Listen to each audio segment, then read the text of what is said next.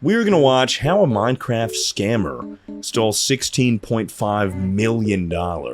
I just recently discovered this channel, Fern. I went down a deep rabbit hole of like North Korea videos the other day and discovered their channel. So, we will now be watching this. You know, you guys know me. I love Minecraft. I love scamming. It's perfect. A Twitter employee is getting an unexpected phone call. The caller claims to be from Twitter's internal help desk. He explains there are issues with the company's VPN connection. Apparently, it's been happening a lot lately. The Twitter employee logs in again. He enters his credentials, username, password. Then he just needs to confirm the login on his phone. Done. Everything seems to be working now. The help desk person sounds pleased and wishes him a nice evening.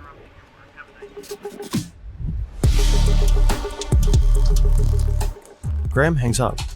But Clayton Ray Huff in Florida is scamming this guy. It's funny it really did zoom into Florida. This could be Dream. Graham hangs up. He cannot believe— Oh fuck, it's Graham. Never mind. How easy that was. He doesn't work for the help desk, and definitely not for Twitter. He's 17, drives a white BMW, has a high-end gaming setup, and wears a Rolex covered in gemstones. Are we talking about me right now?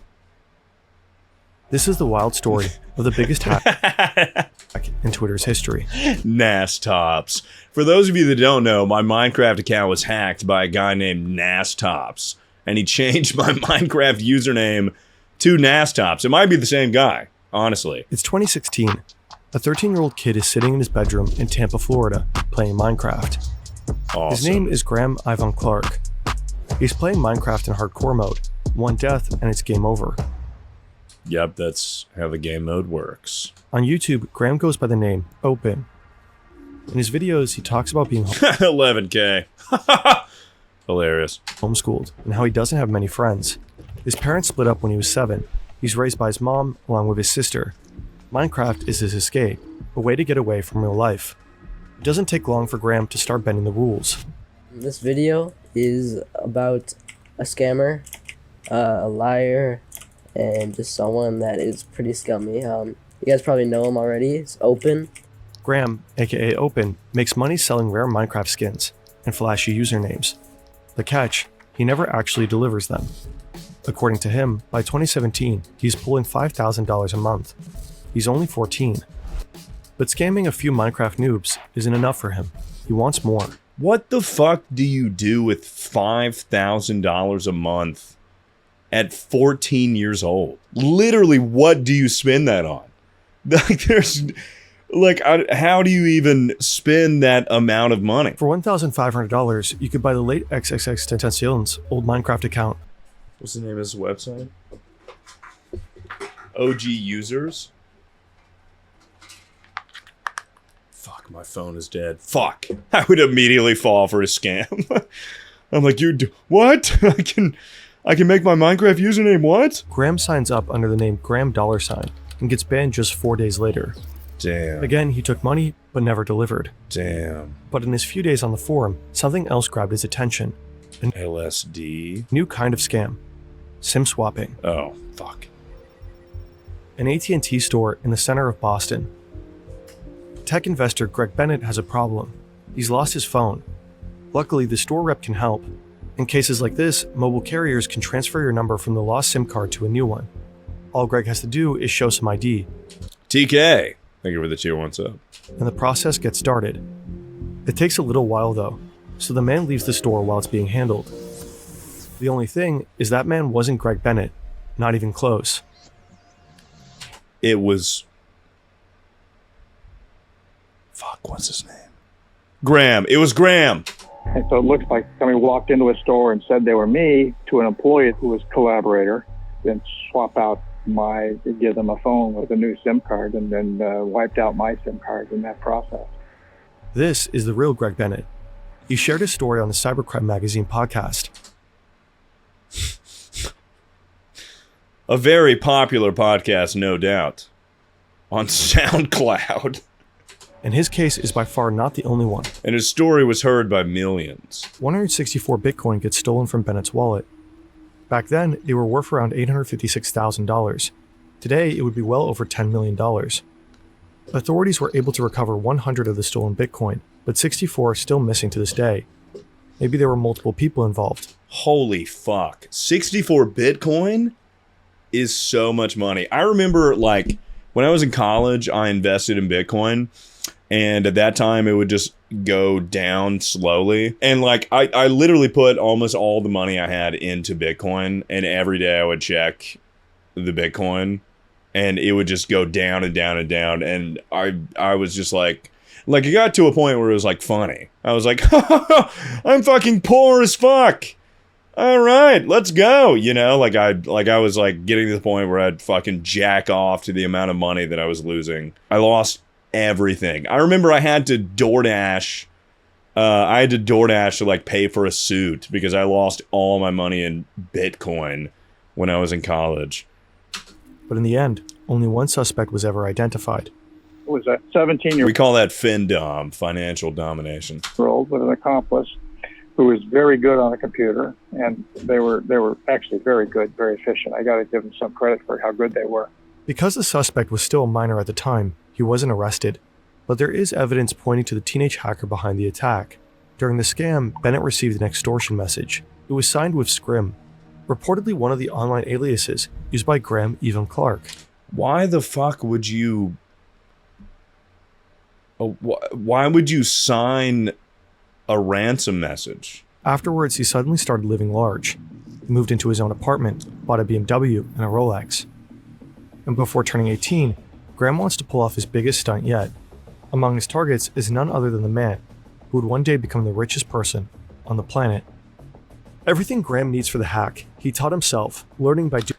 I keep pausing this video, but I've never understood that. Like, if you are going to steal a shitload of money, it does not benefit you to get anything extravagant. Like, you're just going to call more attention to yourself. You might as well just pay off your bills, or like anything you couldn't pay for previously, pay for that. Like, there's no point. Of course, you're going to call attention to yourself if you get a new place, you get a BMW. Like, it just makes no sense. That one video, the richest man on the planet, that video still to this day pisses me off. I went back and I watched the second channel video of me reacting to the richest men or whatever. And like the first fucking guy, don't even get me started, dude. Oh my God. That, like, it pisses me off so much. Graham is sitting in front of his PC in Tampa. His plan is to sell rare usernames and access to Twitter accounts, just like people do every day on OG users. He figures each account could go for thousands of dollars, but instead of hacking individual users, and you know he's a hacker. He's got an evil profile picture. Because he's got, like, the evil robber mask. Graham chooses the easier route. He wants to come at them from the inside. He picks a new nickname for this mission. They want to what? He chooses the easier route. He wants to come at them from the inside. He picks a new nickname for this mission. Kirk, like the captain from Star Trek. Time to get a crew. He messages what appears to be his first collaborator on Discord. His name is Lowell. Graham claims he works at Twitter and has internal access. We don't know exactly who Lowell is, but the New York Times spoke with him and confirmed he worked with Graham. Most likely Graham brought him in to help sell the stolen accounts. Over the next few hours, their group will grow to at least 5 people. Then phase 1 begins. Graham gets a few Twitter employees on the phone. Some get suspicious. A few even report a call to Twitter's fraud monitoring team. But one employee stays on the line and believes he's really talking to someone from the help desk. And this guy's a fucking idiot. And he is about to put all of Twitter at jeopardy. Graham sends the employee a fake login page. When the employee types in his credentials, Graham does the exact same thing, but in the real VPN login form. Now all he needs is the 2-factor authentication code. Graham triggers the 2FA request. The code gets sent via SMS to the employee, who then enters it into the fake login page. Done. Graham is in. Through the VPN connection, he's essentially inside the Twitter employee's computer. The question now, how does he get to the back end, the place where he can reset access to individual Twitter accounts? Graham starts poking around, but it turns out this particular employee doesn't have the right permissions. From here, Graham can't access account credentials. So Graham digs deeper into Twitter's internal network. He is trying to understand the system, reading through countless internal messages. There has to be something useful here. Then, jackpot. He finds the login details for someone in Twitter's legal department. That's his way in. The legal department has deep access, and now so does Graham. With just a few clicks, he can now take over any Twitter account he wants. It's simple.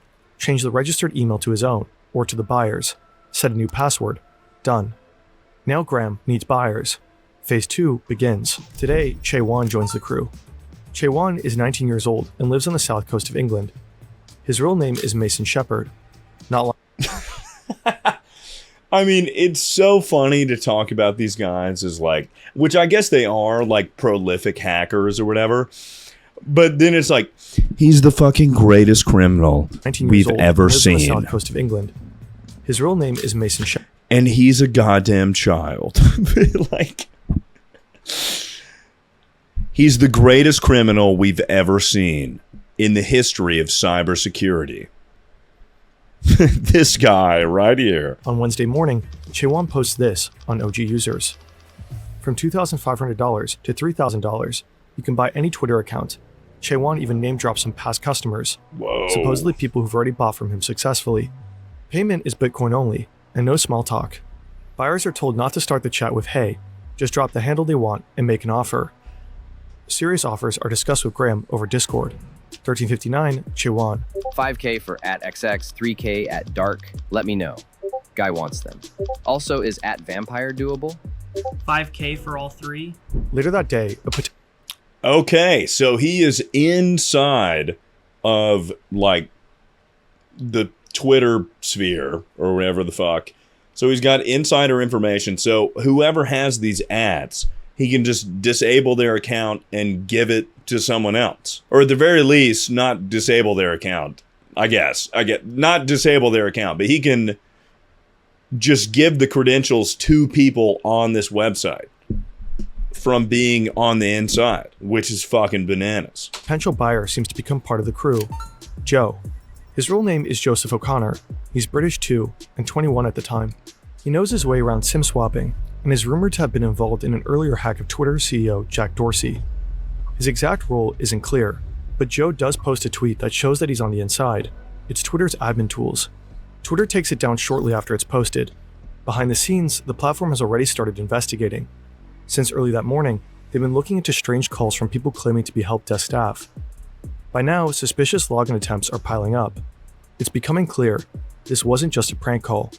Someone is deep inside the system. And I'm deep inside your mom. Graham sets his sights on the crypto community.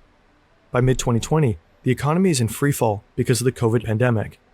Stock markets are down, and so is crypto. Cryptocurrency's plunging right. So Graham launches a website, cryptoforhealth.com. To help people in these hard times, he makes an irresistible promise. Send Bitcoin to his wallet, and Crypto for Health will send back double, just like that. His new plan is simple: convince people to send him money voluntarily. Now he just has to promote the platform, and he is the best tool to do so. Graham gains access to the accounts of several crypto influencers and platforms. The first tweet goes out. Who would fall for that? Well, people fell for Hawk2a coin. So, I don't find it hard to believe that people fell for this. I mean, obviously, this would be a scam to any, like, reasonable person. Send in an amount of Bitcoin, get double back. Duh.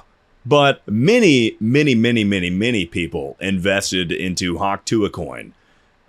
So, you know, there's a lot of fucking idiots online, especially in the crypto space. From the account Angelo BTC. Not old people. Old people don't know how to buy Bitcoin. Also, if you're seeing this from Coinbase, Out from the account Angelo BTC. I mean, Then come at least it's 10 one thing to receive a tweet like this from Haley Welch, but from Bitcoin, from @Bitcoin, all from well from Coinbase, known names in the crypto CoinDesk, space. Gemini, Justin Sun, like these accounts are like reputable accounts. Of course, people are going to fall for this. For the next 2 hours, he tweets almost nonstop from major crypto. God damn, that is crazy. But also, of course you're going to get caught. Like, how did he think? Surely he didn't think he was actually going to get away with this. Then at 4:15 p.m., he takes it to the next level. Graham stops using the Crypto for Health link. Now he tweets his Bitcoin address directly. He wants more reach, Wow. God damn, this guy's smart. so he leaves the crypto space behind and targets one of the biggest influencers on Twitter. At exactly 4:17 p.m., Musk's account tweets that he wants to give back to his 37 million followers in the spirit of COVID relief. But Graham doesn't Damn. stop there. Next up, Bill Gates, with over 50 million followers. Then Kanye West, 30 million. Jeff Bezos, Mr. Beast, Barack Obama, Joe Biden. Even corporations like Apple and Uber. In total, Graham breaches over 130 Twitter. So he put his own Bitcoin wallet address with all of these accounts? God damn! This guy probably made so much money. Well, fuck. Okay, 16.5 million, I guess. I see that in the title. I forgot. Millions see the messages. So do the Twitter employees. Security incident impacting accounts on Twitter. We are investigating and taking steps to fix it. We will update everyone shortly. Graham tweets, I mean, Twitter Even still, only fucking idiots would send money. I think you guys underestimate how many goddamn idiots there are on Twitter. It's most of the website, truthfully. Most people see through the scam, but many others fall for it. Damn. To stretch the reach even further, Graham reposts from the same accounts multiple times. The last tweet goes out from Kim Kardashian's account.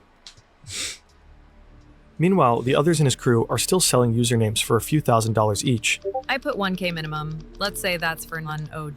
2.5K minimum for OG. 1K min for all is fine. He said he'll do those for 20. Sounds good. You can trust me by now. I need email for all. 22K including criminal?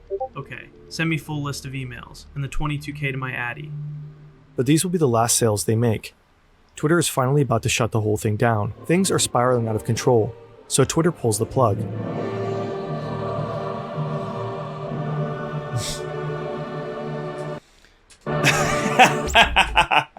It's so funny to believe that like Twitter can be shut off by like an actual plug. Like they were like sprinting to the the like the power grid to like unplug Twitter. Just a comically large outlet. The hack is over, and slowly a full picture of the fallout begins to emerge.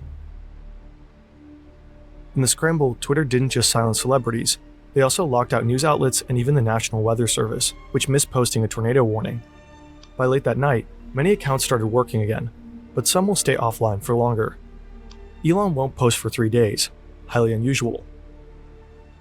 On the other side of the world in England, Chaewon wakes up. So what's been Twitter's Oh, 2020. Okay. response? All verified accounts, locked in Give us more details on how I don't remember hearing any of this. Do you guys remember this on the news? Like, I don't think I remember hearing any of this shit. I feel like I would have heard about this. Tracking the attackers down doesn't take long. Chaewon and Rolex are traced via OG users, linked emails on their crypto accounts, and matching IP addresses. We don't know exactly how they got Graham. His case I was deep in K-pop Twitter at that time. I couldn't possibly be concerned with what was happening with anybody else. I was so deep into K-pop Twitter. No, I was way too deep into Dream SMP Twitter. There was no way I was seeing any of this nonsense. was sealed due to him being a minor at the time. But just 2 weeks after the hack, authorities make their move. Today I am making a charging announcement on the Twitter hack. The first defendant is Mason Shepard, also known as Chaewon, age 19, of Bognor Regis. Dude, what a fucking weeb, by the way. That is such an Asian username for such a white guy to use. The Kingdom. The second defendant is Nima Fazeli, also known as Rolex, age 22, of Orlando, Florida. The third defendant, who we will not I thought he was about to be like, the final defendant is a Jew, and he's identified. Because of COVID, Graham's hearing takes place over Zoom, and it quickly descends into chaos. Zoom bombers hijack the call, blasting rap music and explicit content. I'm gonna end this. Yikes. In spring 2021, Graham was sentenced to 3 years in a Again, dude, it's like these are the prolific criminals of this era? In spring This fucking guy? 2020, This guy? He's a fucking genius. We've never seen any criminal of the likes. Graham was sentenced to 3 years in a juvenile detention facility. He cooperated with authorities, avoiding an adult conviction. His 229 days in pretrial detention count towards his sentence. As of February 2023, he's out on 3 years of probation. What happened to Nima Fazeli, Rolex, isn't entirely clear. Some reports say he served 3 years in prison. Others point to ongoing negotiations or a possible plea deal. Mason still lives in the UK. According to the BBC, he was never arrested or extradited to the US. If he's ever brought to trial in the States, he faces up to 20 years in prison. Joe was arrested a year after the Twitter hack in Spain. He was sentenced to 5 years, not for the Twitter hack, but for earlier crimes. According to him, his only involvement in this case was buying a handle for $10,000. Lowell was never caught. Graham was the mastermind behind the hack, but he wasn't a brilliant hacker. The foundation of the attack was simple social engineering. He manipulated the employee and used basic phishing tactics. With surprisingly little skill, he managed to collect money from thousands of unsuspecting people. Had authorities not acted so quickly, he could have stolen much more. His posts reached millions. Without fully realizing it, Graham held something incredibly powerful in his hands. Massive reach on a platform that plays a major role in shaping public discourse. I will say the title a bit clickbaity. I was thinking this guy like made 16.5 million off of Minecraft, but he just started scamming on Minecraft. But they do make a good point. It is a very basic phishing tactic. Like that is phishing at its most basic level, pretending to be someone else and using two-factor authentication to get into someone else's account. He just used Twitter employees so that it could access other accounts.